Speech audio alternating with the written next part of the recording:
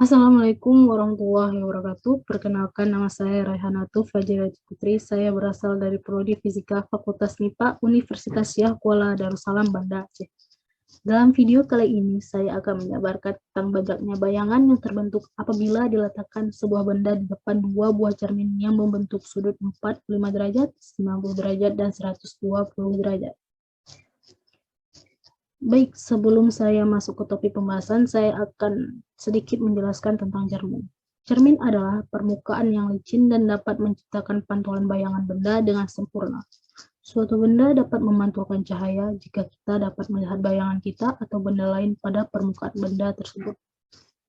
Menurut Kamus Besar Bahasa Indonesia atau KBBI, cermin adalah kaca bening yang satu di antara mukanya dicat dengan air raksa dan sebagainya, sehingga dapat memperlihatkan bayangan benda yang ditaruh di depan, biasanya untuk melihat wajah ketika bersolek dan sebagainya. Selanjutnya, cermin datar. Cermin datar adalah cermin yang memiliki permukaan datar seperti sebuah garis lurus.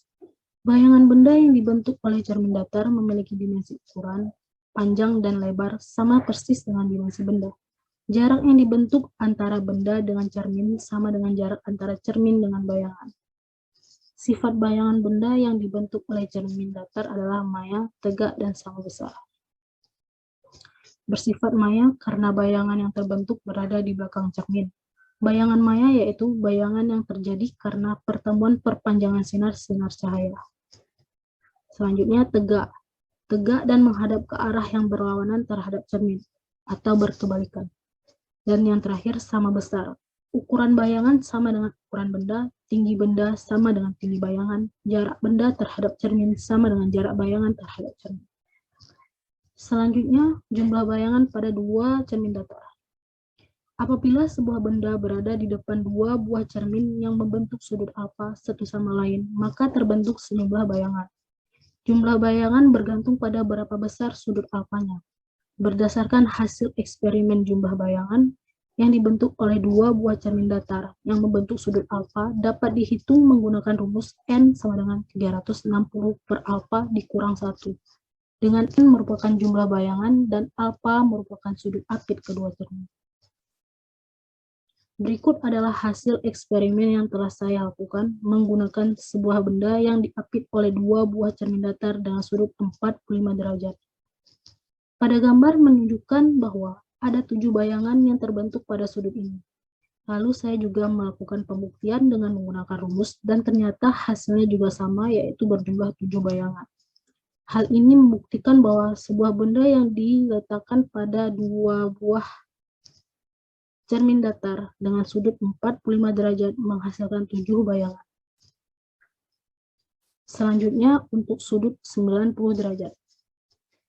Pada gambar menunjukkan bahwa ada 3 bayangan yang terbentuk pada sudut ini.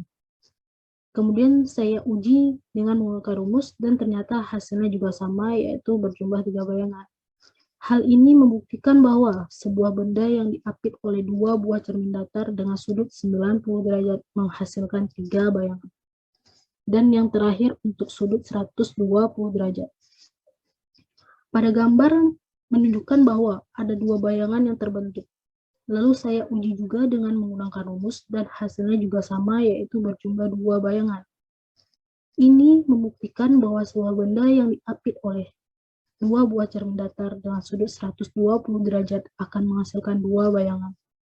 Baik, sebelum saya akhiri, saya akan menyimpulkan hasil eksperimen yang telah saya lakukan, yaitu semakin besar sudut yang dibentuk oleh dua buah cermin datar, maka akan menghasilkan jumlah bayangan yang sedikit, dan begitu juga sebaliknya.